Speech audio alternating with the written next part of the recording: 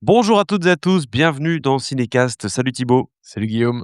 Cinécast, c'est l'émission qui vous fait découvrir les dernières sorties cinéma et streaming. Et avant de plonger dans notre film du jour qui s'appelle Enola Holmes 3, pensez à vous abonner sur la plateforme de votre choix, à liker la vidéo si vous êtes sur YouTube ou à laisser un avis sur votre application de podcast favorite. Enola Holmes, c'est le troisième volet. On a déjà parlé des deux premiers volets dans le podcast, hein, donc on est toujours là, présent, pour parler de cette saga qui nous avait bien plu.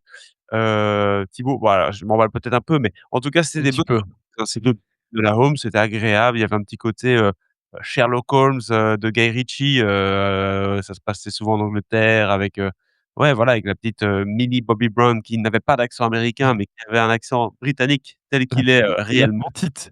heu, Oui, avec elle était plus petite que maintenant, ça c'est sûr, mais oui, avec Henry Cavill qui était là depuis le deuxième volet, je pense. Je suis pas sûr qu'il était dans le premier. En tout cas, je me rappelle plus très bien. je pense qu'il était dans Heu, le premier, si, si. ah oui, OK, carrément, et Ou Helena vite Bonham fait, Carter. il apparaissait pas beaucoup, hein, mais je pense qu'il était là. Je sais plus. Exactement, donc c'est un film d'aventure, un film un peu d'enquête évidemment, vu que Holmes, vous l'aurez compris, hein, il y a un lien. Et de quoi ça parle cette fois-ci? Déjà, il faut le dire aussi, c'est réalisé par Philippe Barantini. Alors Ouais, Philippe Barantini, si vous ne le savez pas, c'est, monsieur derrière la série Adolescence ou encore le film Boiling Point, qui sont 2 films en plan séquence. Enfin, Adolescence, c'est une série et ouais. Boiling Point est un film en plan séquence que j'ai adoré, hein, ce film Boiling Point, disponible d'ailleurs sur Amazon si vous voulez le regarder. Et puis la série Adolescence, forcément, on ne la présente plus. Série qui a été connue pour son style en plan séquence, qui coûtait pas très cher et qui en plus était extrêmement bien joué, par ses acteurs principaux et le jeune garçon d'ailleurs qui était vraiment la révélation de la série, si je puis dire. Ouais. Donc voilà, vraiment un très beau travail. C'est un peu bizarre d'aller, s'orienter vers, Netflix et surtout ce Enola Holmes 3 puisque c'est un film, on peut le dire, de commande, hein. Et là, de quoi il s'agit? Il s'agit en fait d'une aventure qui va entraîner la détective Enola Holmes, qui a un peu grandi entre-temps, jusqu'à Malte où aspiration personnelle et ambition professionnelle s'entrechoquent au cœur d'une affaire plus complexe et plus périlleuse que toutes celles qu'elle a affrontées jusqu'ici. Bon, pas de bande annonce, vous l'aurez compris, et si C'est vous vous Netflix. posez des questions sur quelle est donc cette aventure, il y a une question de mariage entre autres, hein, et c'est l'heure du Oui, mariage pour Enola exactement. Holmes.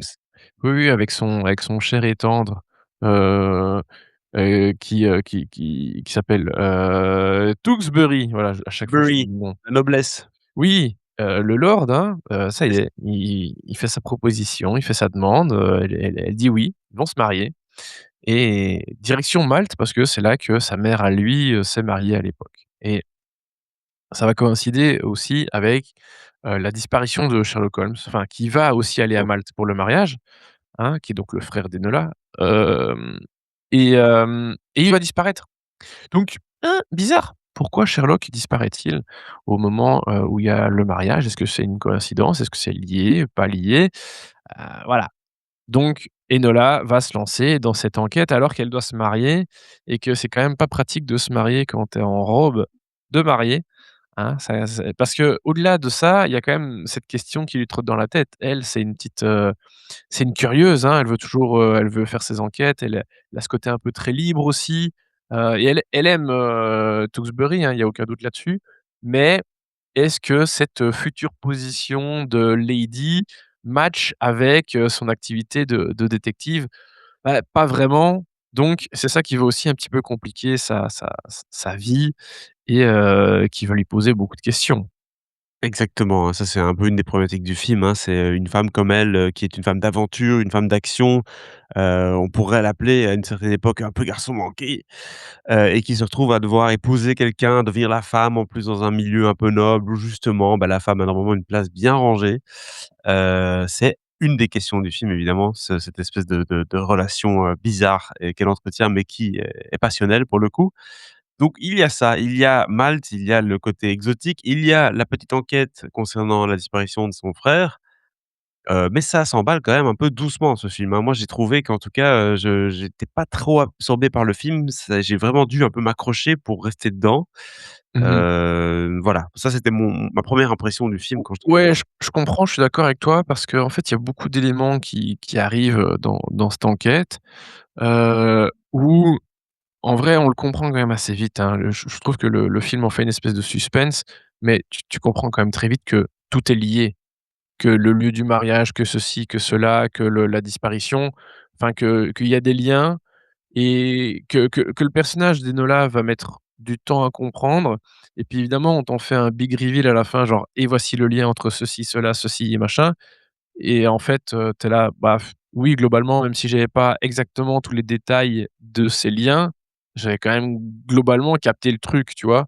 Mmh mh. Donc en fait, quand on fait ce big reveal, bah, il y a pas vraiment de surprise et ça, je trouve que ça fait que ça fonctionne pas trop, tu vois?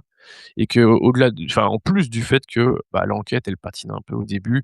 Bon, ça fait c'est normal, hein, ça fait un peu partie des codes aussi, hein, l'enquête peut pas démarrer tout de suite et ça y est, hein, tu vas d'un indice à un autre, à un autre, à un autre et tout fonctionne super bien. Non, évidemment, il y a toujours des moments où les détectives galèrent un peu, mais je sais pas, le rythme est un peu particulier, ça fonctionne pas très bien et et je trouve que ça rend cette enquête pas très intéressante. Alors que, dans le deuxième film, on mettait en place un nouveau méchant, enfin une nouvelle méchante, hein, je sais pas si tu te souviens? Ouais. À savoir Moriarty qui, débarquait, enfin mais qui a pas encore fait grand chose en fait, hein, dans le deuxième film donc pareil, on te fait un gros mystère sur un personnage au début du film et tu sais pas qui c'est. En fait, tu sais très bien dès le début que ce film va être le film de Moriarty donc à nouveau, tu vois? Le film essaie de créer du suspense avec des choses dont tu as déjà un petit peu connaissance quelque part, tu vois? Oui, il faut aussi remettre l'église au milieu du village, hein, parce que je pense qu'il y a quand même plusieurs années d'écart entre le 2 et le 3. Et Quelques-unes, donc oui. voilà, tu dois reprendre toute une partie de la fanbase en chemin, qui n'a peut-être pas regardé les 2 premiers opus. C'est la fameux cahier des charges Netflix où il faut à chaque fois un peu faire des clins d'œil et dire: «Ah, tu te rappelles de ça?» Pour être sûr que tu t'endors pas, Ouais. quoi. Mais d'ailleurs, ce film-ci est un bon prétexte pour le faire puisque, Millie Bobby Brown nous gâte avec ses petits regards caméra et ses petites phrases, punchline, dans l'objectif, Mmh. qui arrivent tout le temps, hein. C'est quasiment toutes les 30 secondes. Ouais, sauf que ça fonctionne plus non plus, je trouve, c'est en Exactement. fait, ça devient très, très lourd. C'est pas que c'est je peux pas dire que ça fonctionne plus, mais c'est qu'en fait, la recette, elle est usée, à souhait et jusqu'à la moelle. Il y a un moment où, en fait, ce non et le ça fonctionne pas non plus parce que ce qu'elle raconte est pas très intéressant. Elle fait une Tewksbury, son mari, son futur mari, s'appelle Tewksbury, c'est son nom de famille. On l'appelle Tewksbury tout le temps, dans tous les films. Mmh. Et puis là, elle apprend son prénom au moment du mariage et elle nous fait: «Ah, il a un prénom? Ah bah, je suis surpris, je savais pas non plus» et en fait, on t'en fait une espèce de truc censé être drôle et c'est juste nul. J'étais là: «Ah Oui, ouais, c'est là-dessus que tu joues?» c'est C'est ça, un en fait. peu, Quand il y a des blagues, ils sont pas censés le faire à chaque fois pour justement appuyer sur la blague, quoi. Tu vois? Ils pourraient juste laisser la blague et tu as compris, quoi. Là, elle est toujours obligée de se regarder et dire: «Ah, c'était drôle, n'est-ce pas?» ouais. C'est bon, j'ai compris que c'était drôle, on avance, quoi. Et 2e problème pour moi de cette, technique-là, c'est que ça marchait bien quand c'était une gosse, en fait. C'est qu'il y avait un peu ce côté sale gosse qui, tu sais, qui fait des messes basses, qui parle à la caméra en mode: «Ah ouais, tu vois? Il y Ouais. avait un peu jeu d'enfant qui marchait bien, surtout qu'elle avait ce côté un peu, tomboy et tout. Et là, en fait, bah, je sais pas, j'ai l'impression d'avoir une fille qui fait un feed Instagram, pendant son film, quoi. C'est un peu ça Mmh. et donc c'est un peu plus compliqué quand même comme démarche perso. Oui, je suis d'accord avec toi. Il y a un peu moins, vu que c'est plus une enfant, enfin, c'est plus une ado, c'est une jeune femme oui, ça fonctionne un peu moins le côté un peu chippie, un peu enfantin comme ça, Exactement. qui faisait que ça fonctionnait dans les premiers opus.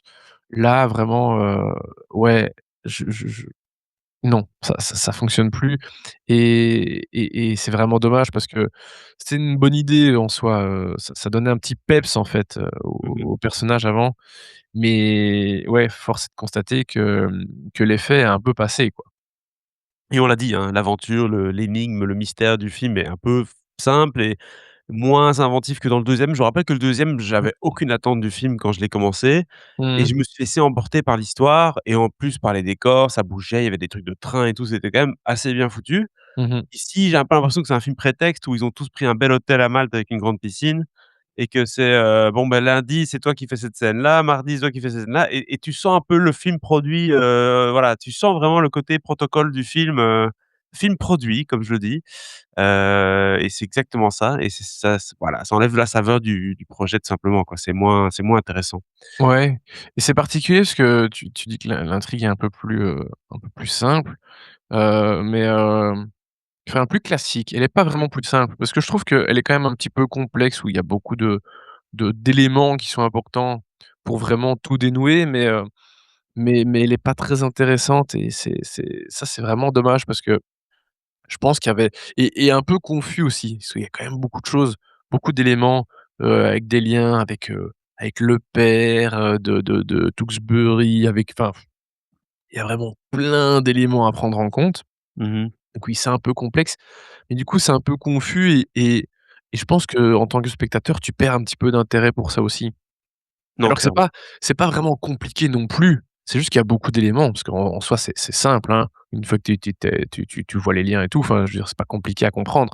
C'est juste qu'il y a beaucoup de choses et qu'il y a un moment où, bah, oui, c'est l'intérêt baisse un peu, quoi, jusqu'à la fameuse révélation et comprendre: «Ah oui, c'est ça», voilà. Donc ça, c'est vraiment dommage.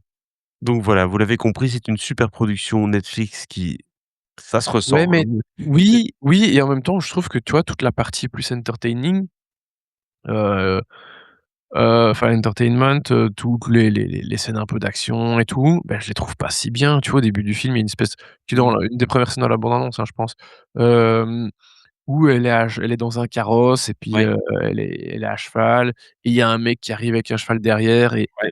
en fait, la scène, elle est pas si bien que ça, Non. avec en plus, à nouveau, un côté très prévisible. Donc j'étais là: «Oui, en fait, j'ai capté que la personne qui te poursuit, en fait, c'est pas un méchant et que» enfin, tu vois? C'est plein de trucs comme ça et tu là: «Bon, il y a moyen de faire Et mieux, quoi» et c'est dommage parce qu'il y a des personnages, qui sont intéressants, hein, qui sont pas mal, hein. Je trouve que le personnage de Sherlock, en vrai, ça fonctionne pas trop mal le duo Millie Bobby Brown et Henry Cavill, hein. Je trouve que le Helena Bonham Carter dans le rôle de la mère, ça fonctionne pas mal. Tewksbury, Louis Partridge, ça reste un personnage, qui est assez chouette. ouais. Docteur Watson, moi j'aime plutôt bien Himesh Patel, il fait le taf. Et Moriarty, Sharon Duncan Brewster, je la trouve vraiment bien. Je trouve que c'est une chouette Moriarty, mais j'ai l'impression que bah, on n'en fait pas toujours grand chose de ces personnages, quoi. Je pense que Millie Bobby Brown prend beaucoup de place et Ouais. il y a peut-être un problème aussi, c'est que je crois et en tout cas en ce qui me concerne, c'est mon cas, je suis beaucoup moins adepte d'elle, qu'à l'époque. Je sais pas pourquoi, c'est peut-être sa notoriété publique, ses fresques en ligne, ou je ne sais quoi d'autre, ou bien le fait simplement que dans Stranger Things, elle s'est effacée au fur et à mesure des saisons pour ne quasiment ne plus exister à la fin. Je crois qu'elle avait peut-être 5 lignes de dialogue sur la dernière saison. Hem, ouais, je sais pas, on y croit moins, Millie Bobby Brown. En tout cas, c'est une actrice qui n'est pas dans mon cœur et donc c'est sûr que ça n'aide pas à Non. aimer ce film. Bah, autant je trouve que les premiers films avaient un certain charme. Mmh mh. Mais en fait, je c'est pas une très, très bonne actrice. Malheureusement, elle ne m'a jamais vraiment pleinement convaincu et autant je pense que quand elle était jeune, elle pouvait faire un peu illusion parce que, voilà, il y a ce côté peps et tout, ça fonctionne, c'est OK. En fait, plus les films passent, plus il y a un moment où tu dois montrer un peu autre chose aussi et non, en fait, elle me convainc, quasiment jamais vraiment. Donc en plus, quand tu as une histoire un peu plus faible, que le côté, heu, grand spectacle, action et cetera est un peu moins bon aussi, bah, tu vois plus les autres défauts aussi donc Mmh. ouais, malheureusement, Millie Bobby Brown, je suis jamais vraiment convaincu, ni dans les pour le au final, les Enola Holmes, ni dans Damsel là, qui était un autre film Netflix qu'elle a fait, il y a 1 an ou 2. Bon, visiblement, c'est une abonnée Netflix, hein. Je pense qu'elle a un contrat Netflix, Ah oui, point oui, barre. Je suis c'est même pas sûr qu'elle ait fait autre chose, quoi, tu vois? ah non, non, c'est une star Netflix, hein, Hem, vraiment, hein. bah, du coup, voilà, c'est des trucs au mieux un peu, chouettes, bof, mais Non, sinon mais c'est vraiment pas terrible. bah, au-delà de ça, c'est une actrice qui, comme tu le dis, elle a pas tenté une reconversion de l'enfant star à l'actrice «sérieuse» entre guillemets, genre un peu comme Robert Pattinson l'a fait en essayant Ouais, ouais. de se décaler de Twilight ou même Kristen Stewart l'a fait aussi à sa manière. Elle, elle reste dans ce carcan, elle capitalise à fond là-dessus, elle fait des pubs pour le Qatar, elle fait des pubs pour des boissons, énergisantes. Elle est à fond partout, quoi, donc elle est en train de cacher à fond, et voilà et donc elle a signé un deal mammouth chez Netflix où elle va jouer dans plein de petites productions Netflix parce que, elle marche bien avec l'algorithme, hein, voilà, donc c'est tout. Donc c'est voilà, c'est à la proposition Millie Bobby Brown et c'est un peu décevant, si on aime le cinéma et qu'on aime forcément le jeu d'acteur parce que c'est pas trop son fort. Bref, ça c'était pour les Millie Yes. Bobby Brown. Bon, je pense que c'est pour tout, hein, Ouais. voilà. Voilà, Globalement, on peut pas dire que ça nous a vraiment convaincus. non, c'était vraiment pas terrible. Pourtant, comme tu l'as dit, casting assez joli, réalisateur qui sait y faire, donc clairement Ouais, ils ont mais dit même là, tu vois, oui, parce que oui, on disait que c'était un réal qu'on aime bien, qui adolescence, Boiling Point, c'est super, mais ici, bah, je je sais pas où il est, tu vois? Il y a pas une séquence où je me suis dit: «Ah, je le retrouve un peu» ou tu vois? Voilà, parce que le cahier des charges est pas le même, en fait, donc exactement, peut-être je qu'il trouve qu'il voulait s'efface un petit peu dans derrière le film, quoi. par contre pour lui, c'est pas débile parce que tu vois, tu commences comme ça à faire des trucs très indépendants et cetera. Tu as peut-être envie de te frotter aux grosses productions, mais tu as pas envie d'être tout de suite sur un Jurassic Park, quoi. Donc du coup, tu te dis: «Je vais faire un petit Enola Holmes sur Netflix pour voir un peu ce que ça donne Ouais, et je me fais un peu la main sur les grosses productions» et peut-être qu'un jour, il va nous venir avec une très grosse proposition. Ça, peut-être, voilà, on ne sait peut-être. jamais. Bref, Je lui souhaite, hein. bah, Oui. oui, on ne sait jamais monsieur Philippe Parentini. Voilà donc pour, la critique de Enola Holmes 3, ce sera pas 3 étoiles les amis, je vous le dis tout de suite. On est plutôt sur du 1 étoile, hein, Thibaut? Oui, personnellement, une étoile, je pense c'est bien. 1 étoile. N'hésitez pas à nous dire en commentaire ce que vous avez pensé du film étant donné qu'il sort sur Netflix, enfin qu'il est sorti sur Netflix et que vous avez l'occasion de le regarder aussi et de nous partager votre avis sur ce film. On se dit à très bientôt pour d'autres recommandations. Ciao, ciao. Ciao, ciao.